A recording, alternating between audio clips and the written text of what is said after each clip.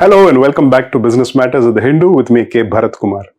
Can you recall what has happened to the last 3 or 5 mobile phones in your family but that are not in use anymore? That old electrical iron box? Or that ancient camera which has gone into disuse because of mobile phones taking over? Are they in drawers, cupboards, lofts? If you're kicking yourself for hoarding all these electrical and electronic waste items, you can console yourself with the fact that you're not alone in this world. The world today has 16 billion mobile phones, of which 5.3 billion are estimated to go out of use this year. The Waste Electrical and Electronic Equipment Forum conducted surveys and released results on International E-Waste Day last month. The survey studied more than 8,700 European households across 6 countries, representing the diversity of the European Union. Countries included Portugal, Netherlands, Italy, and the UK, and the results were extrapolated for global estimates. The average household has 74 e-products, including electronic and electrical, such as phones, laptops, tablets, hair dryers, and toasters.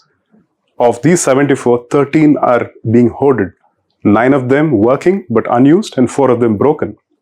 And why do people hoard these gadgets? Top reasons include, I might use it again in the future. I plan on selling it or giving it away. It has sentimental value, and it might have value in the future.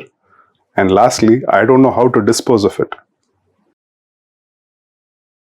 In 2022 alone, small electronic and electrical items such as phones, cameras, or toasters will weigh an estimated total of close to 25 million tons.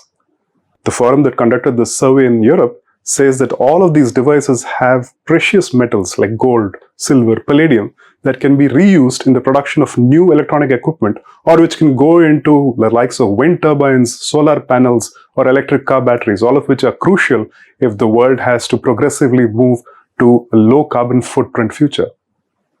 In India, dismantling of electronic waste could happen with regulated entities who do it in a responsible manner, or it could reach their unregulated economy that use harmful extraction processes or even use child labor.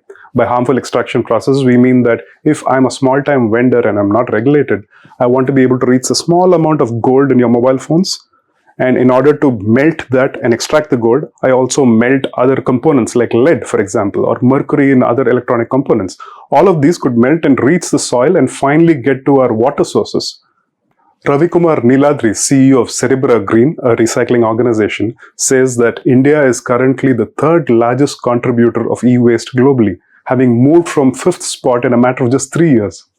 In 2016, the Environment Ministry introduced the e-waste management rules, which introduced a system of extended producer responsibility. What does this mean? If I own a company that makes refrigerators, for example, and if I made a certain number of units in 2012, and given that the end of life for a refrigerator is defined as 10 years, right? So in 2022, 10 years later, I have a responsibility to make sure that 50% in terms of tonnage is recycled by me or by my allied organizations. Most companies outsource this out as a contract to government-registered PROs, or Producer Responsibility Organizations.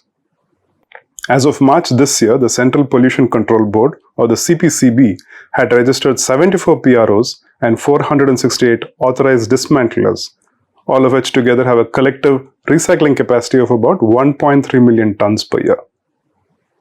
In a written response to a query in the Lok Sabha earlier this year, Minister of State for Environment Ashwini Kumar Choube said an estimated 7.7 lakh tons of e-waste were generated in 2018-19 and about 1 million tons the subsequent year.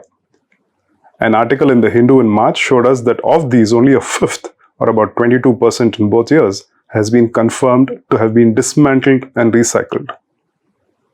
With COVID-19 having spurred a work-from-home trend and multiple gadgets per person, electronic penetration can only have gone up in the recent past, says Niladri of Cerebra Green. The government has also put out a new draft of e-waste rules, and the stated aim is to be able to improve upon the current system. Says Niladri that the new draft looks at simplifying the whole ecosystem, reducing the number of stakeholders, and also allowing for environmental compensation and prosecution, which is missing in the current rules, is what he says.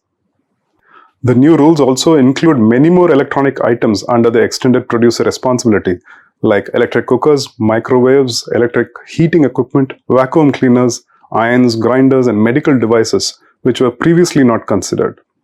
In the proposed rules, the jurisdiction for e-waste management is set to move from a regional to a central pollution control board. However, one proposed change has thrown up a hot debate. Under the current system, PROs, or producer responsibility organizations, work with manufacturers under a contract and say, okay, if I'm a PRO, I'll help a manufacturer collect and recycle a certain tonnage every year. The contract system. If the new rules become law, then this could move to an auction system where I don't need to put out a contract with a particular manufacturer. I could go, if I'm a recycler, I could collect, recycle, and dole out certificates for a certain fee in an auction mode. It could mean that recyclers would gain higher margins when they move to an auction system, or if nobody bids for their services, they could be left with certificates and tonnage that they themselves have no use for. The argument is by PROs that are not also recyclers. They say they've spent about 4 or 5 years putting together companies and working people and so on and so forth. If recyclers get to have their own supply chains, then jobs could be at stake. Even if you weren't environmentally conscious, why would recycling still remain critical? Cost savings for one. This is a big incentive for society. Data from mineworks.net tells us that if you were to mine 1 ton of gold ore, you would finally have only 10 grams worth of refined gold. Compare this with a yield of 1000 grams of gold that you could recover from 1 ton of e-waste. At a market price of roughly 50,000 rupees per gram of gold, do the math.